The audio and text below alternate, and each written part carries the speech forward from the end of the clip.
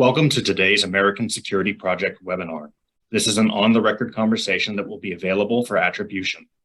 A recording of this conversation will be posted on our website. All audience members will be muted during the discussion, but please use the Q&A box at the bottom of your screen to ask any questions to the panelists. With that, I will turn it over to ASP Senior Fellow for Climate Security, Jessica Yelmo.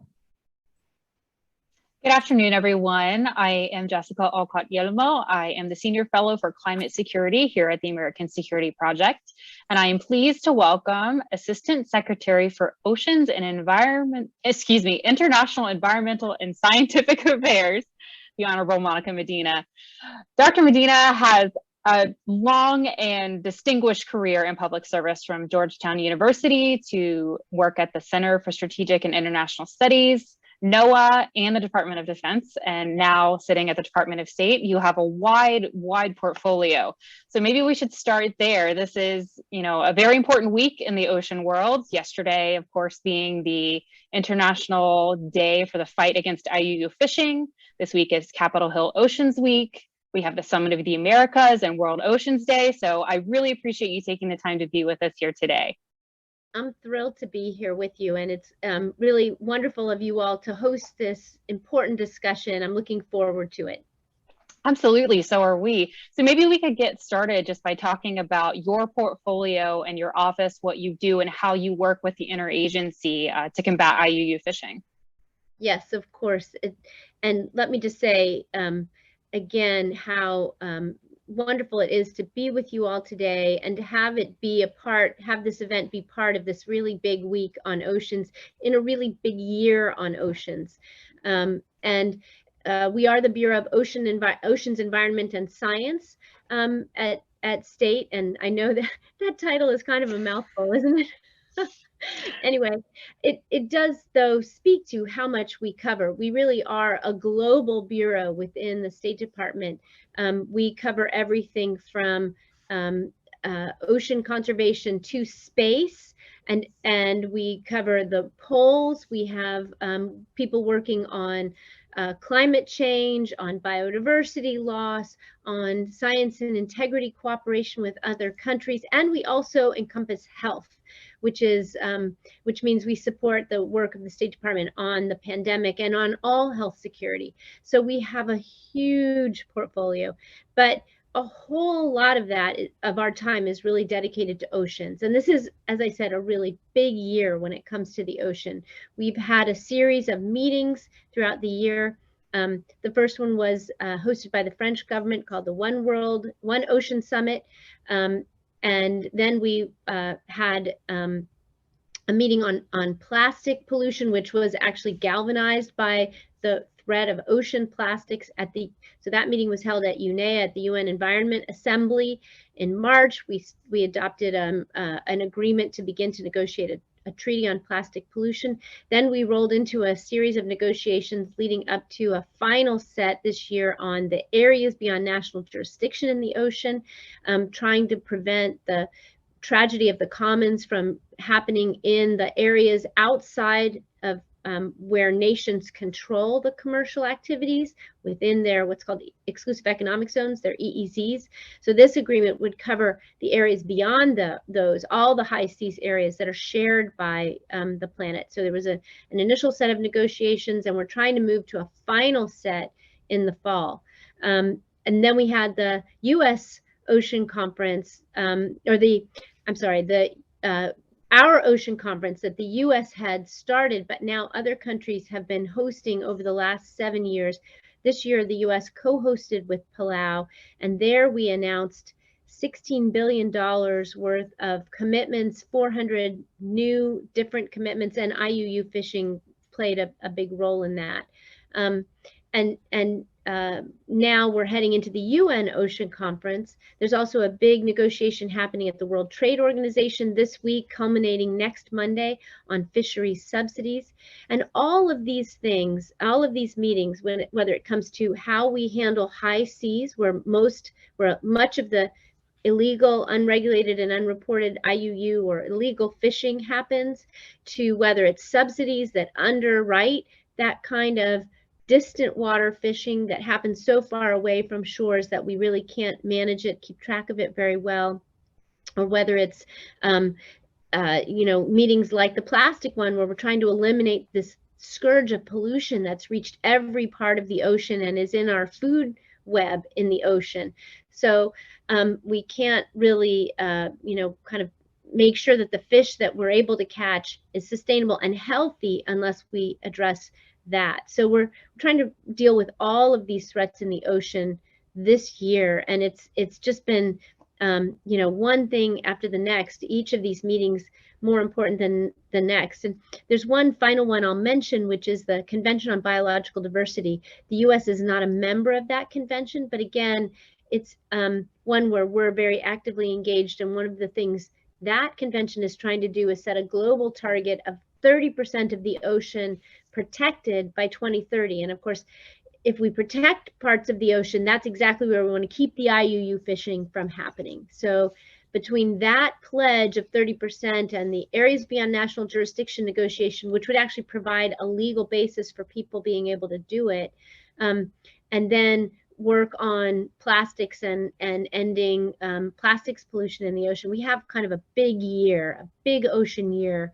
And I'm hopeful that all of this attention on oceans will actually help us to elevate IUU fishing among all of those problems as something that we need to work on together.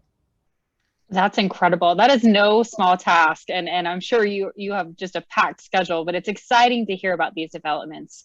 So you have had a long career in this, and you've seen this sort of evolve, and you've seen this issue from different angles, from DOD to maybe DHS and State Department, and then from sort of an academic side. So, and you've also had a number of achievements, you being the US and the international community, from the Port State Measures Agreement and different regional fisheries management organizations developments. So can you talk just a little bit of how you've seen the conversation changed? Are you feeling hopeful? Do you see recognition of the complexity of this issue? A lot of people don't understand. It's not just when I say IUU fishing or you say IUU fishing, you think fish, but no, it's so much more than that, right? These are incredibly complex issues, from forced labor to seafood imports. So can you talk a little bit about how you've seen the conversation evolve? Sure. It's really grown tremendously over the last decade in particular. And I think some of that has to do with an awareness of just how taxed our oceans are, just how much overfishing is happening in the ocean. And the UN's issued several reports, and lots of NGOs have been paying attention to this, seeing that it's harder and harder. We have too many boats chasing too few fish. And the statistic out there is that we have 250% of the capacity that we need to be fishing sustainably globally. So we know we have a big overfishing problem in general. And I think that has become more evident as countries have worked harder and harder to catch the fish they need to feed their people. So countries like China have a huge demand for fish as a source of protein. Similarly, lots of other coastal nations really depend on fishing to feed huge numbers of their people, and it's getting harder and harder to do that, and that's causing more and more instability. And so I think what we've seen is more and more attention on these issues from places like the US Navy that has become much more aware, or the US Coast Guard that's working with countries to help them stop the illegal fishing in their waters, to technology that's really changed. I'd say that's the other big game changer in the last 10 years, is that we now have technologies that allow us to have eyes on large parts of the ocean that were invisible before. We can now see when there's a floating city of vessels off the coast of Chile or Argentina, moving in and out of areas that should be within national jurisdiction and regulated by a country in order to maximize their catch, or where we can see, large distant water vessels accumulated in the Pacific trying to catch tuna, but staying at sea for long periods of time. We now know some of those vessels just don't even come into port. They're serviced by other vessels who bring supplies into them and then who take the fish out. but we know that on those vessels, the laborers are not treated properly. So we've become aware of lots of dimensions of this problem as well. And so I would say, as a result, we now have more authorities to work on this problem in the US government. Congress passed something called the Maritime Security Fisheries Enforcement Act, or Maritime SAFE Act.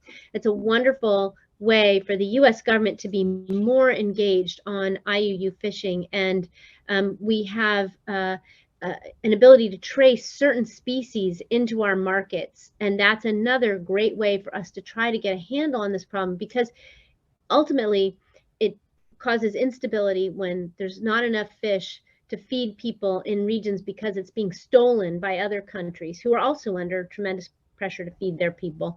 And when US fishing interests are undercut by this illegal fish, that's another real impact on the US. So we are much more aware of this problem. We're much more engaged on it. And I'm optimistic that we're starting to have the kind of political will we need to actually do something about it.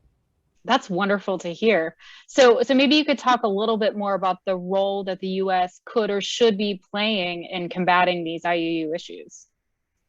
So I think the US has a tremendous leadership role to play, but along with other nations that are also very interested in security on the high seas, and security in EEZs of countries that need to keep their fisheries resources for their own populations, or that need to be sure that when they've signed an agreement to let another country fish in their waters, that country is abiding by that agreement, not overfishing, not taking whatever they want, and leaving the country itself much more unstable because they don't have the fish they need. So I think the US government has a really important role to play in elevating awareness of this problem and organizing the countries that have the capacity to work on it, to do something about it. So like, we were very engaged in getting the Port States Measures Agreement passed a few years ago. And now when these fishing vessels that are fishing illegally come into port, we can, if the port country has passed that agreement, they have the ability to catch, to grab some of that illegal catch and try to make sure that the country that flagged the vessel, the owners of the vessel, are held accountable for that illegal fishing. But it has to come into port for that to happen. And so that's an impediment, because a lot of these vessels, as I said, stay out in the water. So now I think what we need is to use our capability to see those vessels. And we have increasingly got that capability based on some very technologically advanced non-governmental organizations like Global Fishing Watch, that has a website where they're tracking a lot of these vessels, and both the US government and private parties can see where fishing vessels are fishing, and can tell, based on the way they behave, the way they move in the ocean, can find those vessels and figure out who's fishing illegally where, and try to alert those countries that need to be aware that their fish is being stolen. So I think we have a responsibility to help organize some of this effort. We have probably the most capacity in terms of our ability to work with other countries through our US Navy or our Coast Guard to do some of that enforcement. We also do an awful lot of training and educating of countries to help them have a better sense of how to enforce in their own waters. But there's just so much more we can do. We need to create a global dragnet that will actually really catch the bad fishers, the illegal fishers out there in the water, and we need to work even more closely together in order to do that. So that's what we're trying to do here at the State Department, is get some of the bigger countries who are also very concerned about IUU fishing organized so that we can work better together to stop the bad actors. That's fantastic. So what are the latest and greatest news in that front? Are you able to move forward, or is it a regional approach, or are you doing a global approach? How is that working?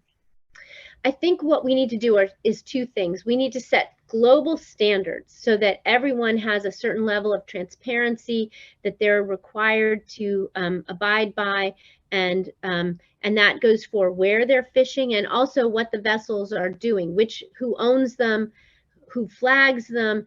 Because one of the big problems is vessels sort of change their identity. They change their flag. The country that is technically the one that regulates that vessel shifts around, and so they're able to sort of be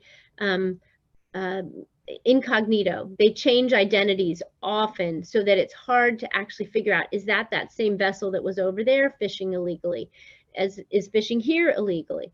So we need a much better sense of kind of transparency.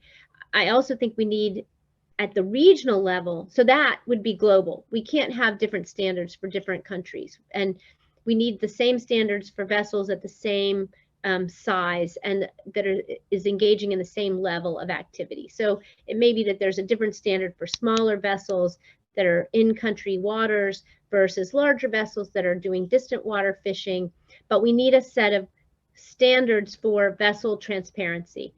We need a set of standards for vessel accountability, so that you can't reflag, as I was mentioning. And then we need regional efforts at sharing information when we see illegal vessels working in a region. Oftentimes they'll sort of become detected and then they'll move to another country.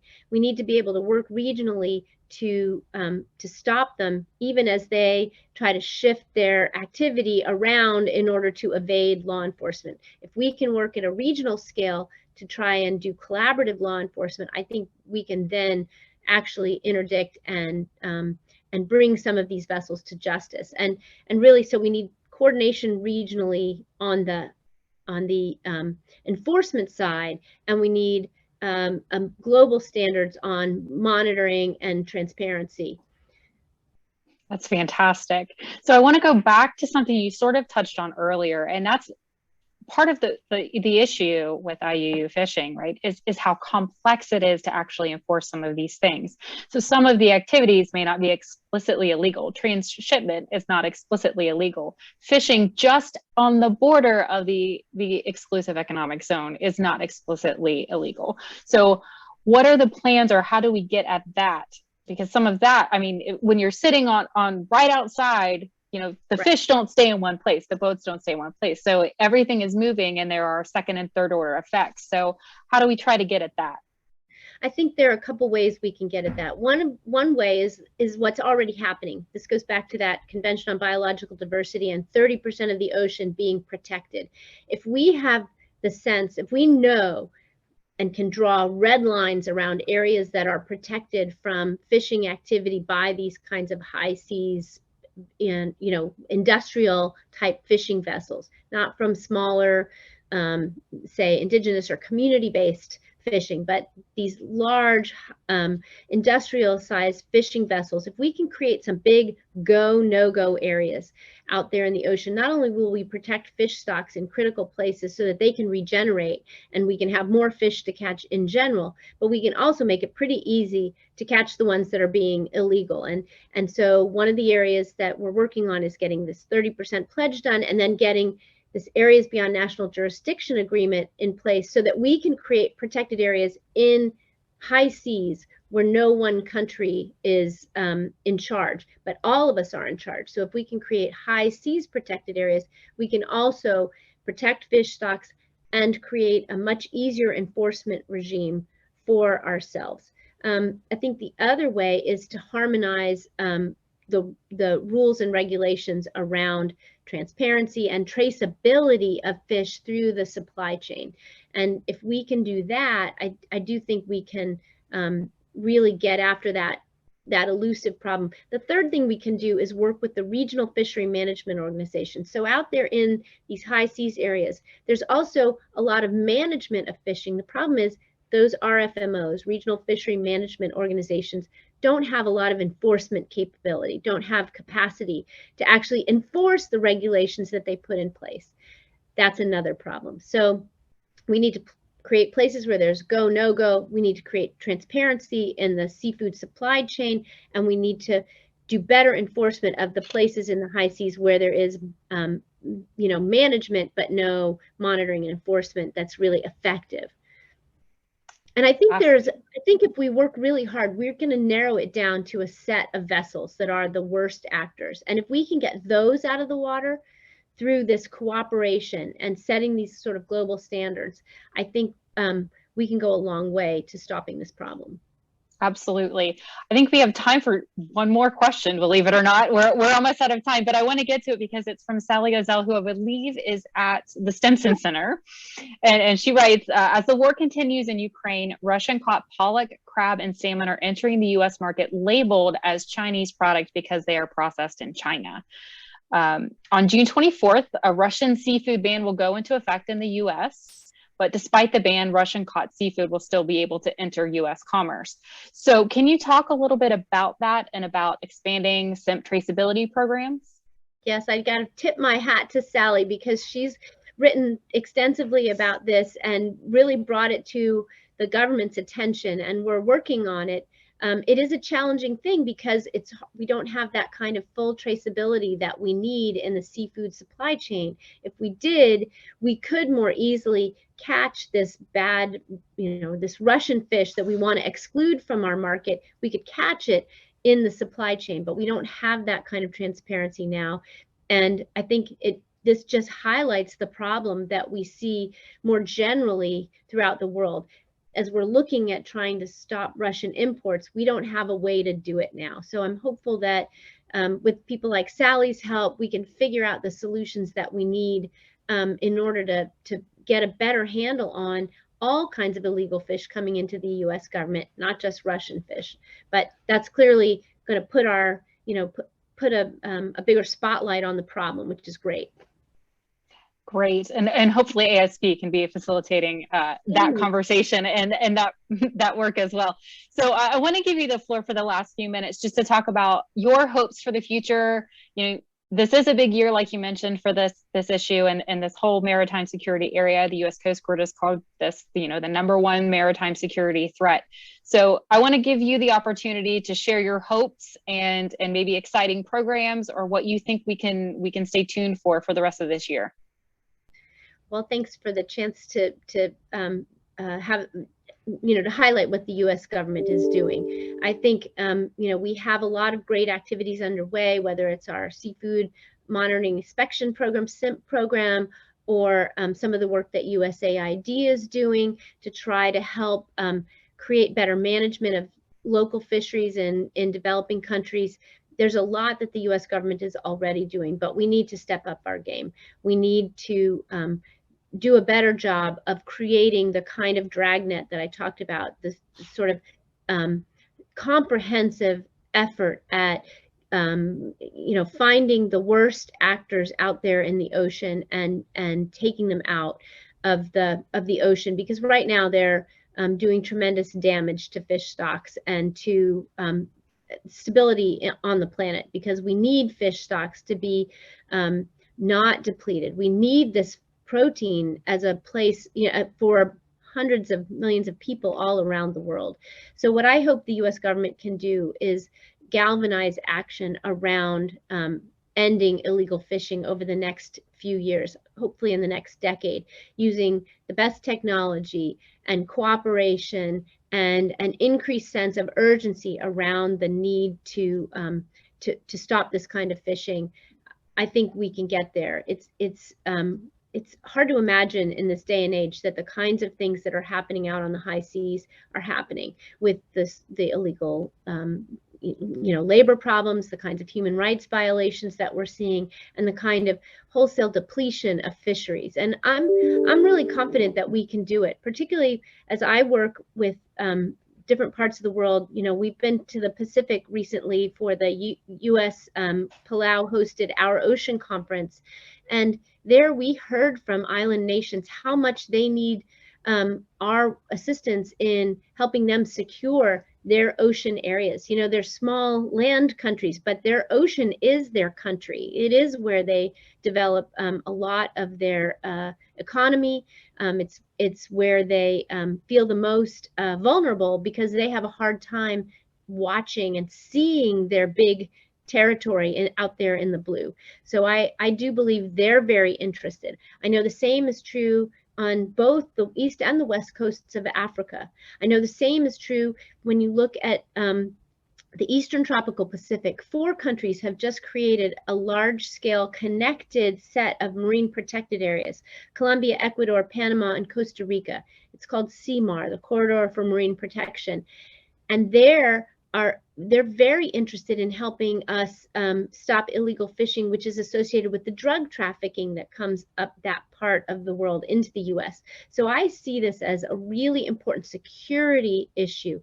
And if we can get our arms around it, we can make the world a more stable place. We can feed more people. We can protect our fish stocks, and we can keep the ocean healthy despite what we know is a very challenging climate scenario. So I think there's this issue is we're having a moment of awareness about it, and this is the time for us to take the kind of global steps that we need in order to end it in the next 10 years. I think that is a fantastic way to end this conversation, although I'm sorry we do have to end it. But it does give us hope for the future. And I think maybe we'll do this again in 6 months and see where we are. And I think that's a great call to action. So thank you so much for being here with us. Sorry to anyone that I didn't get to your questions, but thank you so much for being here with us, Assistant Secretary Medina, and we look forward to seeing the progress. Yes, we do too. And thanks for hosting this, and let's do it again. Absolutely. Thank you.